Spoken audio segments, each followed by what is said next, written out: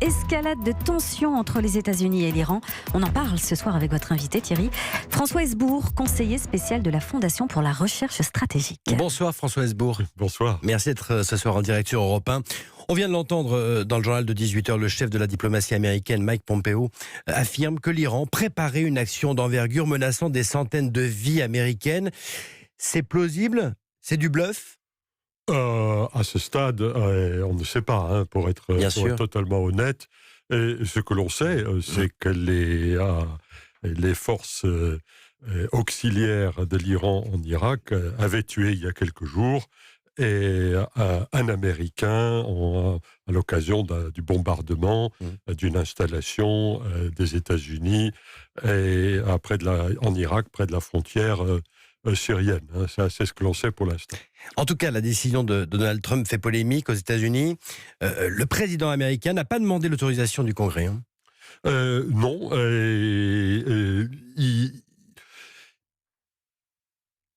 Les Américains, non. Les Américains ont tué un homme très important, politiquement et militairement.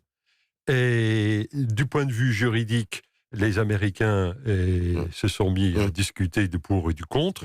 Et il n'en reste pas moins qu'effectivement, il y a eu affrontement entre des forces pro-iraniennes et des forces américaines en Irak. Et donc, entre guillemets, dans le feu de l'action, les Américains peuvent sans grande difficulté justifier de la légalité, sinon du bien fondé de leur action. Quand je parle du bien fondé, il s'agit de savoir si c'était une bonne idée ou une mauvaise idée. Vous disiez général important, c'est lui qui était à la manœuvre depuis des années pour renforcer notamment l'influence iranienne en Irak. C'était l'homme qui était en fait en charge de tout ce qui peut s'apparenter à l'action des forces spéciales, des services d'action des forces spéciales en particulier, ce qu'on appelle la force Al-Quds, en Syrie, où il a joué un rôle clé dans le maintien au pouvoir de Bachar, et en Irak pour tenter d'imposer des choix pro-iraniens. Et ça fait quand même plus de 30 ans qu'il exerce ses talents. Et c'est par ailleurs un homme très populaire. Ce n'est pas un homme de l'ombre, même si ses tâches sont des tâches qui ressortissent en grande partie des services. François Hesbourg, il y a eu beaucoup de réactions, notamment celle de Joe Biden, l'actuel candidat à la primaire démocrate. Il parle d'un bâton de dynamite dans un baril de poudre.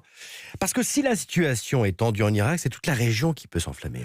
C'est tout à fait exact. Cela rappelle ce qui a pu se passer en 2017 lorsque Kim Jong-un, le dictateur nord-coréen, et Trump s'échangeaient des messages extrêmement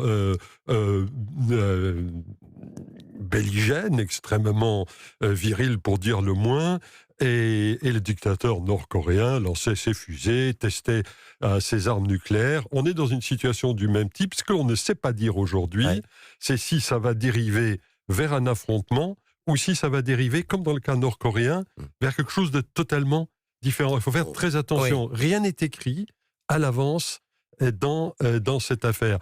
Et ce qui est probablement écrit, c'est qu'il y aura forcément une forme de riposte iranienne. Il ne faut pas laisser tuer un type aussi important que l'Iran, bien avec sûr. un aveu public des Américains. Quel type de riposte alors ? Alors, et si les Iraniens ne veulent pas couper tous les ponts, la riposte se porterait vraisemblablement contre les amis et les alliés des États-Unis dans la région. Un remake, mais peut-être en plus violent, avec des effets collatéraux, un remake de ce que les Iraniens avaient fait en Arabie Saoudite il y a quelques mois, lorsqu'ils avaient bombardé, avec beaucoup de succès, les installations pétrolières saoudiennes. Quelque chose de ce genre me paraît être le service minimum en matière de représailles. François Hesbourg, pardonnez-moi, continuez. La question à partir de ce moment-là, c'est de savoir si le processus d'escalade sera maîtrisé ou si ça sortira de tout compte. Ce qu'il faut bien dire, c'est que le régime des Mollahs joue sa survie. Donc ils ne vont pas laisser passer la chose. Survie ou pas survie, aucun régime ne pourrait accepter de perdre un homme de cette importance dans les conditions où il a été perdu. Il y aura forcément une riposte. Ça, c'est malheureusement, et il faut s'attendre à ce qu'il y ait, dans un premier temps du moins, une escalade. C'est ce qui se passe après. Ça veut dire que Donald Trump entraîne son pays dans une guerre peut-être longue, en tout cas qu'il dénonce, qu'il ne voulait pas.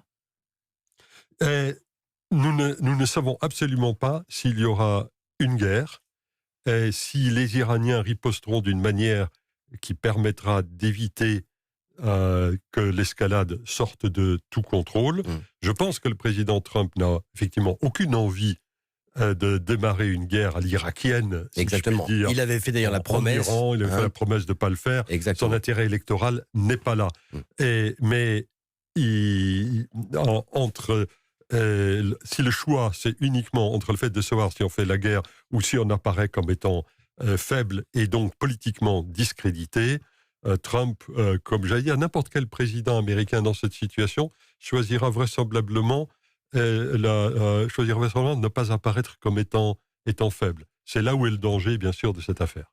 Il n'a pas communiqué, il a juste fait un tweet avec un drapeau américain. C'est une communication. Hein. Oui.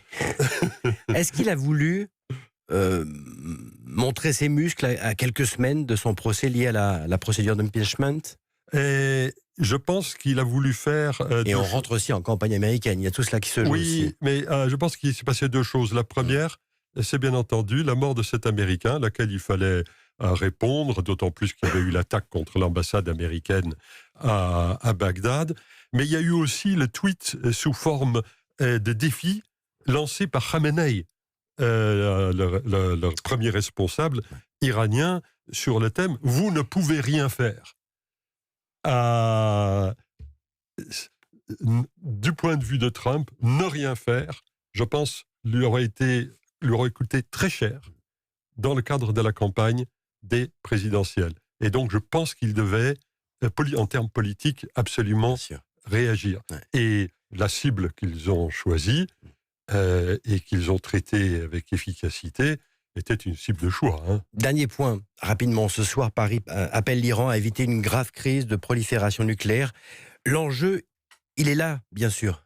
Alors, l'Iran avait déjà fait savoir, avant cette affaire, que dans quelques jours, il ferait des annonces importantes sur l'avenir de l'accord nucléaire, dont sont sortis les Américains en 2018, comme vous savez. À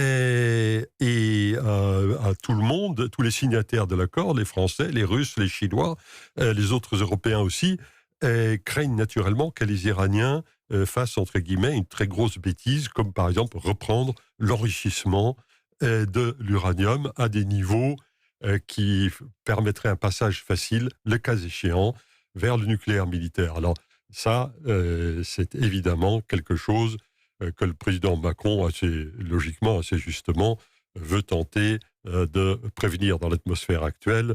Ça paraît d'autant plus nécessaire. François Hesbourg, conseiller spécial à la Fondation pour la recherche stratégique. Un grand merci à vous. Merci à vous.